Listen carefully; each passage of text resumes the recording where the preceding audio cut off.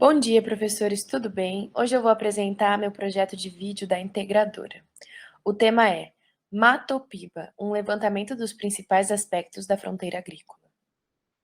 Bom, esse é o roteiro da minha apresentação e a gente vai estar passando aqui pelo resumo, pela introdução, pela delimitação do espaço geográfico e definição dos climas e dos solos predominantes da região, pelo panorama agropecuário, pelo panorama de desenvolvimento social, e aí estaremos falando sobre o IDHM, que é o Índice de Desenvolvimento Social Municipal, e o IVS, que é o Índice de Vulnerabilidade Social. Depois disso, estaremos entrando no panorama ambiental da região, estaremos discutindo alguns pontos e, para finalizar, estaremos concluindo. Resumo. Bom, resumidamente, estaremos falando sobre a região do Mato Piba, mais especificamente sobre como a agropecuária influencia todos os demais aspectos dessa região, como influencia o desenvolvimento econômico, social e ambiental dessa região. Introdução. Bom, o Mato Piba é uma fronteira agrícola de muito potencial agropecuário e que fica localizado nas delimitações dos estados do Maranhão, do Tocantins, do Piauí e da Bahia, provocando, a partir do desenvolvimento agropecuário, desenvolvimento econômico e social. Contudo, trazendo também alguns problemas e questões ambientais devido à sua expansão. Bom, para dar prosseguimento a esse trabalho e conseguir analisar de forma coerente aquilo que a agropecuária vem desenvolvendo na região do Mato Piba, a gente precisou trazer aqui a delimitação do espaço geográfico e a definição dos climas e solos predominantes da região. A princípio, em relação à delimitação do espaço geográfico, foi usado a Portaria número 244, de 12 de novembro de 2015, do Ministério da Agricultura, Pecuária e Abastecimento, que definiu os limites municipais dos estados do Maranhão, Tocantins, Piauí e Bahia. E isso ficou evidente nesse mapa que estou trazendo aqui nessa apresentação. E esse território do Mato Piba hoje tem cerca de 73 milhões de hectares. Assim, a partir dessa definição, torna-se possível analisar tanto e definir, né, tanto as características de território, como as características climáticas, como a vegetação predominante.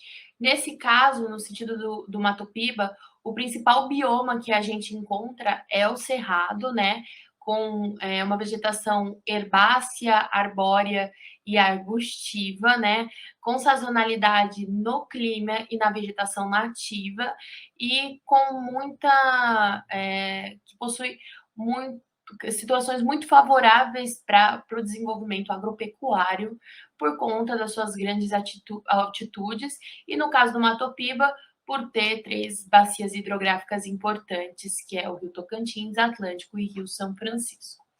Além disso, o clima predominante é o tropical, com estações de invernos e secas, e o solo predominante é o latossolo, que precisa de vários cuidados para propiciar a produção agrícola, porque não é considerado um solo tão fértil assim, mas que a partir de certos trabalhos e de certas tecnologias pode sim desenvolver muitas atividades agropecuárias.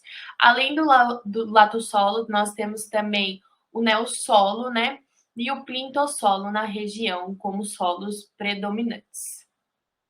Bom, a partir da delimitação do espaço e da definição dos climas e dos solos, né, predominantes nessa região, ficou evidente como essa região tem potencial de desenvolvimento agropecuário. E é isso que acontece principalmente a partir da década de 2000, tendo um desenvolvimento muito grande quando se trata de grãos, principalmente de soja e milho. E naquilo que tange a soja, a expansão foi muito grande e foi possível calcular que entre 2000 e 2005, de 176 mil hectares, passou-se para 372 mil hectares. Então, foi uma expansão muito expressiva. Obviamente que no Mato Piba não se desenvolve apenas grãos, apenas soja e milho. Existe o desenvolvimento de outras culturas e desenvolvimento pecuário que também são expressivos para essa expansão da fronteira agrícola e para o desenvolvimento econômico e de outras áreas em relação à região em que o Mato Piba se encontra situado. Então, por exemplo, nós temos a mandioca, que no Mato Piba, da parte da Bahia, é muito desenvolvido e muito característico, né? E nós temos a pecuária, que ela é bem propícia, principalmente pela declividade do cerrado. Então, você vai ter desenvolvimento ali de bovinocultura, suinocultura, avicultura, que também vai ser bem expressiva na economia dessa região. Dessa maneira, caracterizando a agropecuária da região, torna-se possível trazer a evolução da economia desde que a agricultura e a pecuária se instauraram nessa região, né, para trazer também desenvolvimento. Então, de acordo com o IPEA, né, 2017, em 2013, o Produto Interno Bruto Anual a preços de mercado do Mato Piba referente a 2010, foi estimado em 73 bilhões, 1,4% do PIB brasileiro, né? Cabe destacar que apenas 10 municípios concentravam 40% do produto interno bruto da região, reflexo da histórica concentração e da desigualdade que marcam a região e o próprio país. Então, percebe-se que é um PIB acentuado e interessante, que cresceu muito desde a evolução das atividades agrícolas na região, mas que é um PIB que ainda retrata muita desigualdade social, que vai ser o próximo ponto dessa nossa apresentação. Partindo para o panorama de desenvolvimento social, de acordo com o Porcionato, né, a região do Mato Piba é uma região que convive de maneira muito paralela com a evolução e prosperidade do agronegócio, como a gente já disse anteriormente, e a miséria e a pobreza crônica da população local. Além disso, essa expansão agrícola tem impactos ambíguos. Se, por um lado, ela melhora algumas condições sociais, por outro, ela aumenta a desigualdade naquilo que tange à concentração de renda, enfatizando os problemas sociais da região.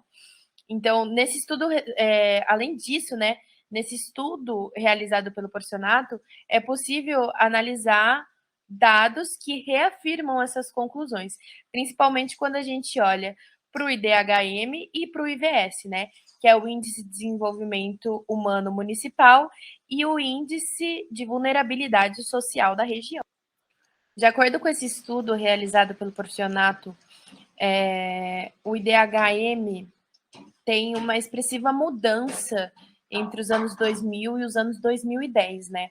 Então, no mapa à esquerda, é possível perceber que o Índice de Desenvolvimento Social Municipal é extremamente baixo na região do Mato Piba, e depois, em 2010, que é quando começa a evoluir a atividade agropecuária na região, existe um desenvolvimento social municipal muito maior do que o anterior.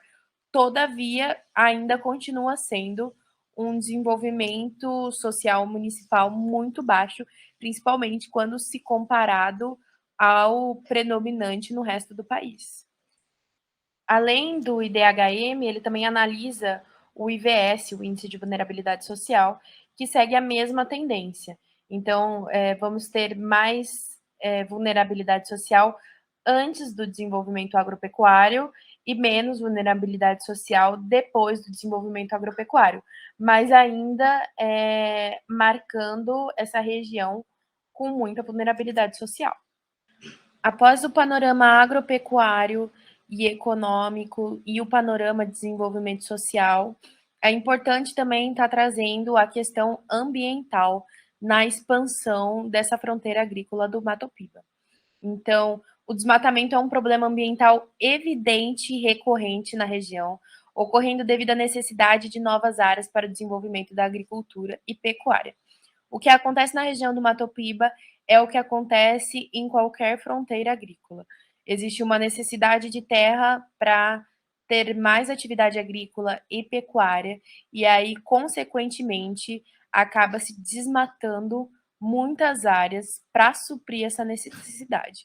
Então, o Mato Piba, né, bateu o recorde de concentração de desmatamento do cerrado e do total de áreas suprimidas no bioma, sendo 61,3% esteve concentrado na região.